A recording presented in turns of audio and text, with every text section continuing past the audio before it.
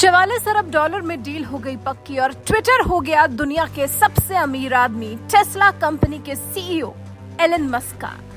मंगलवार सुबह 12:24 पर इस डील की ऑफिशियल अनाउंसमेंट हुई और उसके बाद से दुनिया भर में तरह तरह की आशंकाएं, तरह तरह के वाद विवाद, दो देशों के बीच में कैसा रिश्ता और भी बहुत कुछ हो रहा है।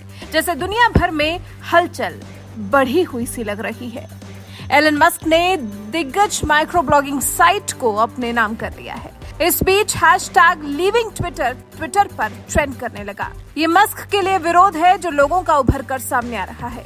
हालांकि ये विरोध कब तक चलने वाला है नहीं पता, लेकिन इस बीच जिस एक चीज की तरफ ध्यान दुनिया के दूसरे सबसे अमीर शख्स जेफ बेजोस ने दिलाया है वो है चाइना। जी हाँ, चाइना की तरफ जेफ बेजोस ने ध्यान आकर्षित किया है और सवाल किया है कि तो क्या अब ट्विटर पर चीन का दबाव बढ़ जाएगा, क्योंकि मस्क के तो बिजनेस हित चीन के साथ जुड़े हुए हैं। जेफ बेजोस ने यह सवाल किया कि क्या उनके साथ अरबपति एलन मस्क चीन के दबाव में दुनिया को खतरे में डाल रहे हैं, क्योंकि चीन में टेस्ला के मालिक की बहुत ज्यादा बिजनेस जिम्मेदारी है। क्या चीन सरकार को ट्विटर पर कुछ बढ़त हासिल हो गई है?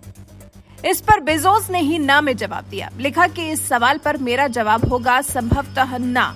इस बात की ज्यादा संभावना है कि ट्विटर पर सेंसरशिप की बजाय चीन में टेस्ला के लिए मुश्किलें बढ़ जाएं, लेकिन हमें अभी इसे देखना होगा। मस्क हर तरह की जटिलता को बहुत अच्छे से संभालना जानते हैं। बेजोस का ये ट्वीट ऐसे समय पर आया है जब मस्क ने ट्विटर को अपने नाम कर लिया है, लेकिन बेजोस भी साल 2013 में उसी राह पर चले थे जिस पर अभी मस्क चल रहे हैं।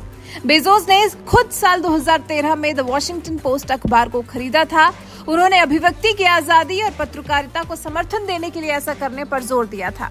बेजोस ने ये ट्वीट न्यूयॉर्क टाइम्स के एक पत्रकार के ट्वीट को रीट्वीट करते हुए किया है, जिन्होंने अपने ट्वीट में लिखा कि मस्क की टेस्ला कंपनी चीन पर बुरी तरह से निर्भर है। चीन टेस्ला का दूसरा सबसे बड़ा बाजार है। चीन के निर्माता एलन मस्क की कंपनी को बैटरी के कल पुर्जों की सप्लाई करते हैं। अब डर इस बात का है कि क्योंकि चीन का मस्क पर प्रभाव है तो कहीं मस्क के ट्विटर को चीन अपनी आलोचना रोकने के लिए इस्तेमाल न करने लगे। चीन मस्क पर उसकी आलोचना करने वालों के खिलाफ एक्शन लेने के लिए दबाव न बनाने लगे। वैसे तो एलन मस्क ने दावा किया है कि वो अभिव्यक्ति की आजादी को बढ़ावा देंगे, लेकिन जेफ बेजोस का इस मामले में तूल देना शायद इस बात पर जोर देता है कि क्योंकि अंतरिक्ष पर जोरदार प्रतिद्वंदिता दोनों के बीच में देखने को मिल रही है, इसलिए बेजोस इस मामले में कूद पड़े हैं। जेफ बेजोस ने मस्क के मंगल ग्रह पर बस्तियों को बसाने के विचार को खारिज कर दिया और इसके अलावा भी कई मौकों पर दोनों के बीच में छोटा मोटा विवाद देखने को मिलता ही रहता है। लेकिन एक मौका ऐसा भी आया था जब मस्क की एक बात बेजोस को भी रास आ गई थी।